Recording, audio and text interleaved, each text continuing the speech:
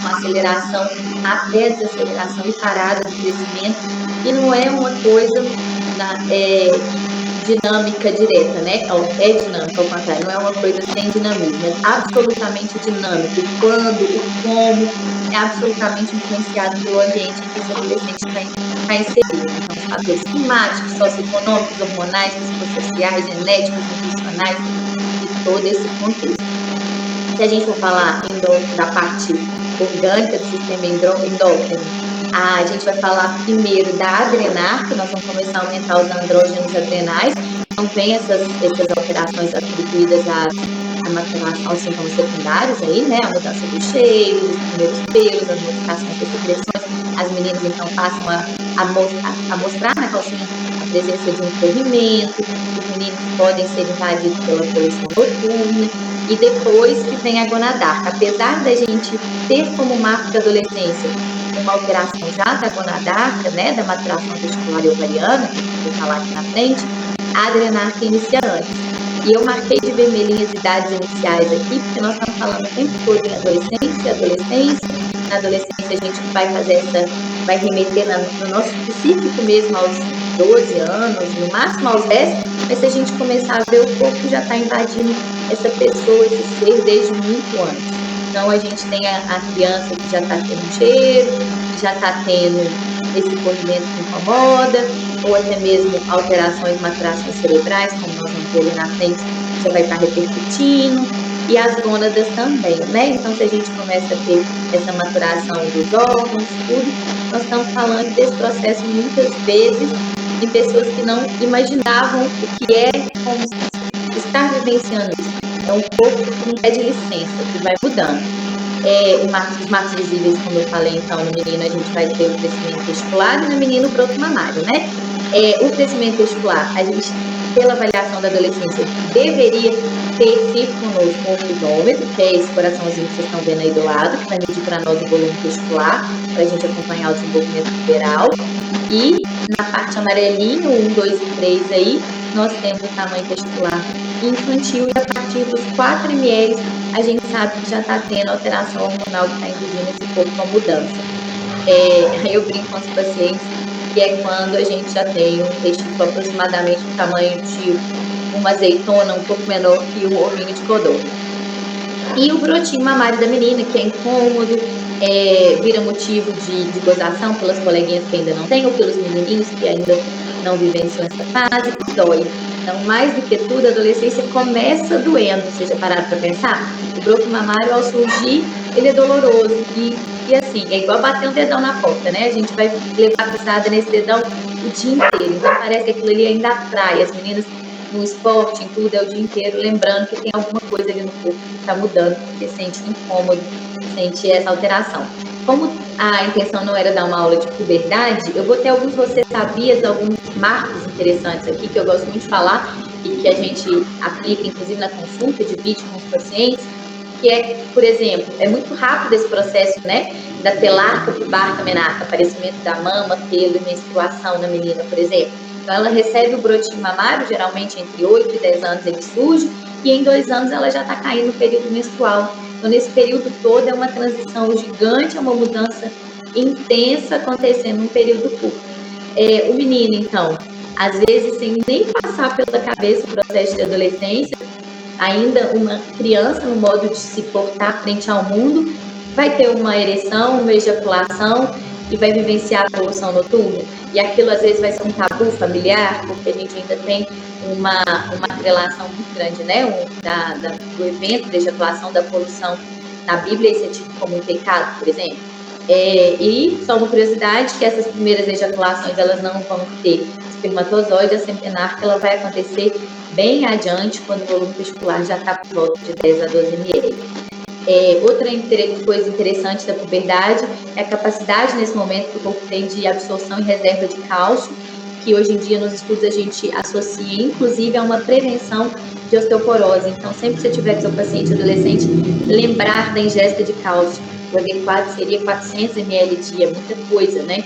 Então, a gente tem que falar disso, lembrar disso para esses pacientes.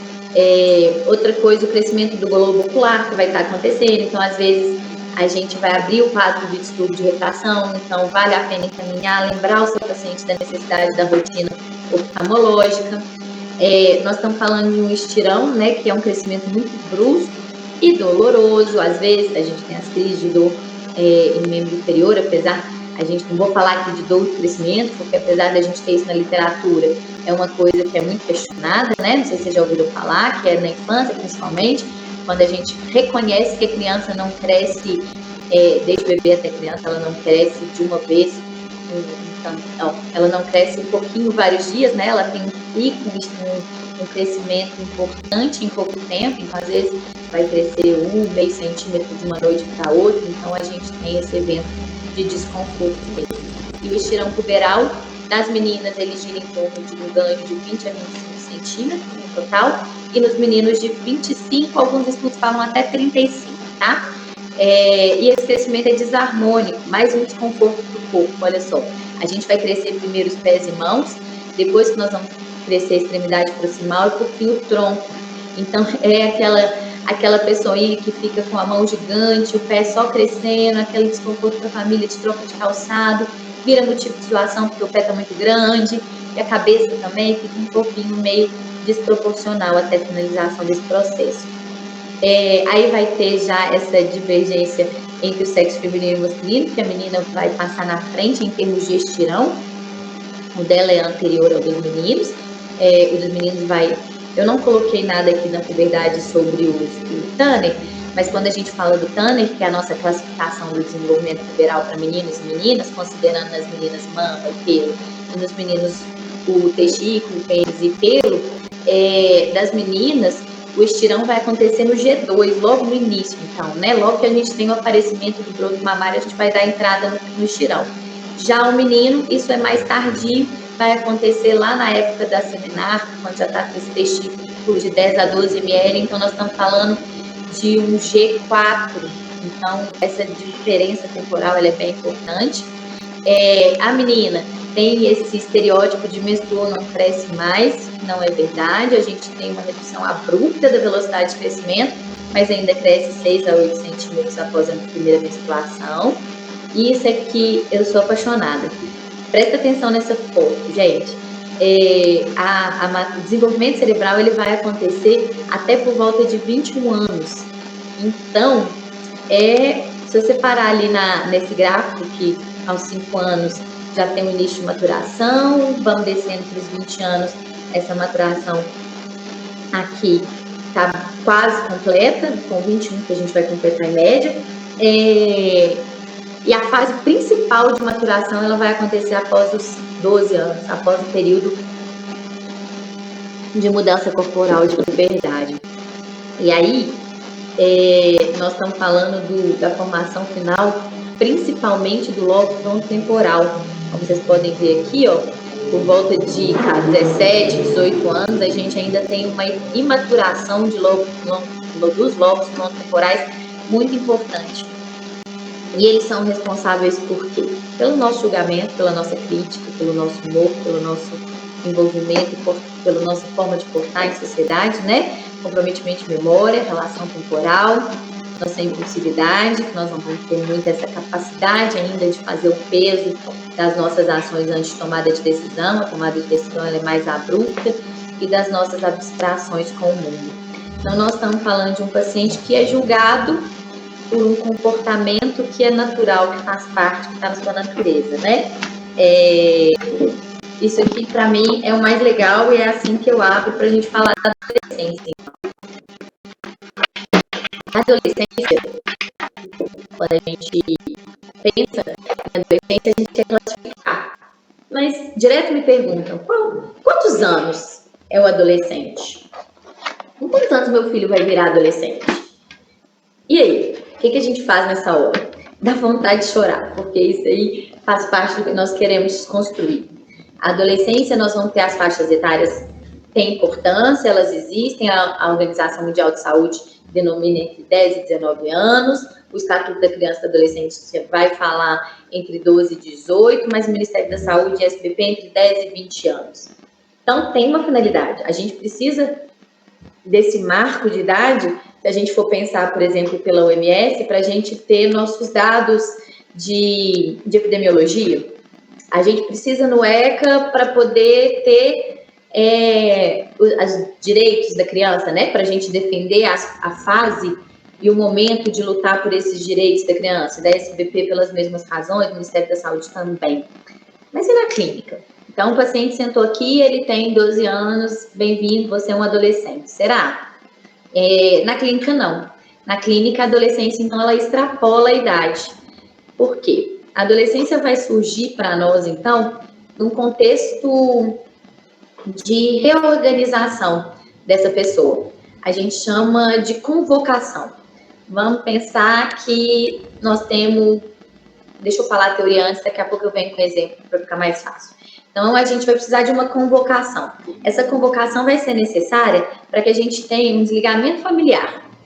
Para que a gente, só através do desligamento familiar, é que nós vamos começar a construir os nossos ideais, as nossas formas de ver as coisas, ver eventos, ver a vida, ver a relação interpessoal. Porque até então, a gente repete padrão. A gente é vítima, talvez, não sei, mas a gente é vítima do nosso vínculo próximo, seja ele o nosso núcleo familiar, seja ele as instituições onde nós temos crianças abrigadas. A gente repete esse padrãozinho que nos é ensinado. E aí chega uma hora de questionar. E a gente vai questionar depois dessa convocação, então. Então, a gente precisa que aconteça essa separação simbólica do que foi construído ao longo de toda a nossa infância. Essa separação simbólica, ela é muito importante falar em simbólico, porque nós não estamos falando de ruptura. E a ruptura, por exemplo, é um fator de risco para como essa pessoa vai adolescer, né? Então, isso tem que acontecer de forma harmônica.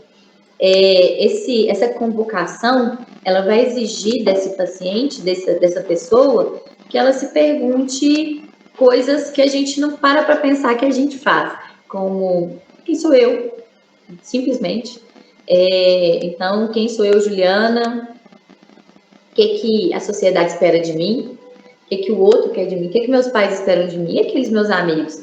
Tá começando a ter fofoca na escola, mas o que a minha turma espera de mim? Como é que eu vou me portar a hora que eu sou um ser em convivência social e não tá ali meu pai e minha mãe para poder organizar isso para mim? Bom, tô aqui, meu lugar é esse, mas para que eu tô aqui? Qual é o meu desejo? Não só sexual, o sexual tem um valor muito importante, se é esse desejo pelo outro, né? Se aí nós poderíamos entrar num tema gigante de interesse, não é disso que nós vamos falar, mas vamos portar socialmente como o quê? Como homem, como mulher? Hoje em dia nós podemos até falar de se portar no meio disso, não definir e onde eu vou estar daqui a um tempo. Então, é muito árduo, né? Então, você se vê abandonado, né? Com muitos questionamentos. E é por isso que a gente está numa fase de conflito. Nós estamos questionando, então nós estamos brigando. Às vezes o questionar não é bem visto, então a gente dá início a essas brigas, a esses conflitos, as dificuldades nas relações familiares, porque se antes meu pai e minha mãe eram os meus heróis, capazes de tudo, nunca erraram, perfeitos, agora, poxa, aquele jeito que meu pai falou com a minha mãe não é tão legal. Meu pai não é tão legal assim. Ele é legal, mas esse ponto aí não. Ok. A minha mãe, sei lá, minha mãe podia ter se portado assim na vida. E ela não se portou, ela tolerou isso, ela viveu isso. Nossa, poxa, minha mãe às vezes tem uma fraqueza que eu nunca vi também. Então a gente começa a questionar nossos principais vínculos. Se eu estou questionando no meu núcleo familiar, de onde eu vim, eu preciso me atrelar em outro lugar, porque a gente precisa de se sustentar. E a gente se sustenta no outro. Então, isso vai ser no outro do vínculo afetivo, mas o mais comum da adolescência é que essa reorganização, essa sustentação seja feita através dos grupos. Então, nós vamos falar dos grupos de identificação e experimentação. Então, nós estamos falando das tribos, né? Seja por música, por arte, seja por formas de vivenciar a vida, de experimentar as coisas, de se permitir, tá? Isso a gente falou quando começa, quando é que ela termina, né? Então, a adolescência, ela termina quando a pessoa dá conta de se colocar, ela assume essa nomeação social, ela vai encontrar um lugar nesse mundo adulto. Então, eu sou a Juliana, meus pais são fulanos, meus pais gostam mais disso, mas eu gosto mais daquilo, meus pais fizeram isso, mas eu vou fazer aquilo, eu me nomeio hoje em dia, a gente sempre se nomeia, vocês já pararam para pensar sobre isso? Como você se nomeia? É uma pergunta interessante da gente se fazer. Se você fosse se descrever, quais são as suas nomeações? Que a gente se nomeia o tempo todo. Então, se eu fosse falar de mim, então, quando passei por esse processo, me nomeei, então, na época, da tribo do rock, frequentava mais esse estilo musical, então meus amigos eram ali, me nomeei naquele grupo. Depois comecei a me nomear através do interesse pela medicina, da faculdade de medicina, então virei a Juliana acadêmica de medicina, depois a Juliana médica, a Juliana pediatra, a Juliana ebiatra, mas além disso a Juliana filha, a Juliana irmã, e por aí vai, tá? Então, quando a gente enxerga essa nomeação, a gente venceu esse intervalo de corda bamba. E aí, então, não vai existir nenhuma adolescência normal ou anormal. Gente, vou tossir.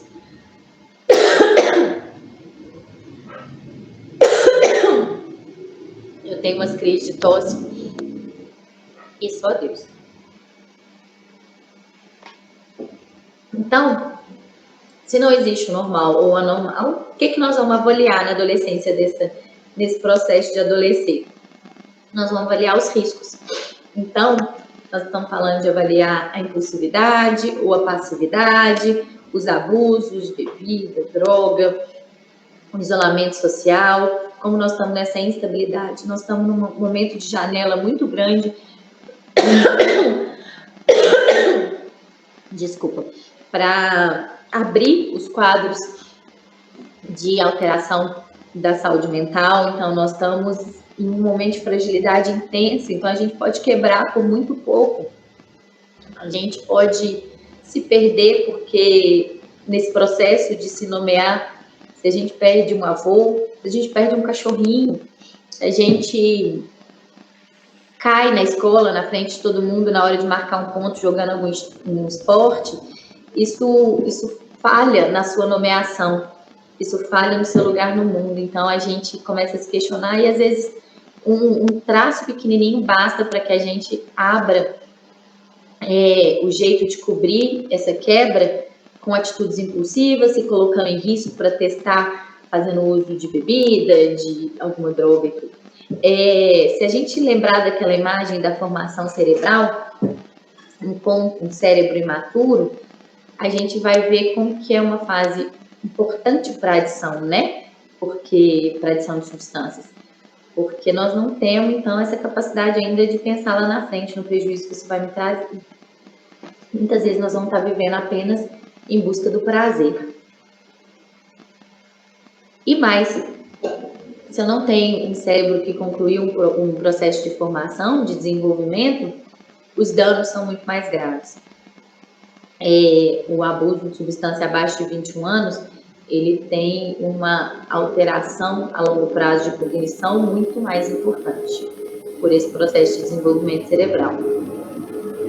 Aqui, quando eu falei que extrapola a idade, então, depois da gente conversar isso, acho que a gente dá para pensar, por exemplo, se eu falei que a nomeação, a gente pode ter uma nomeação muito cedo.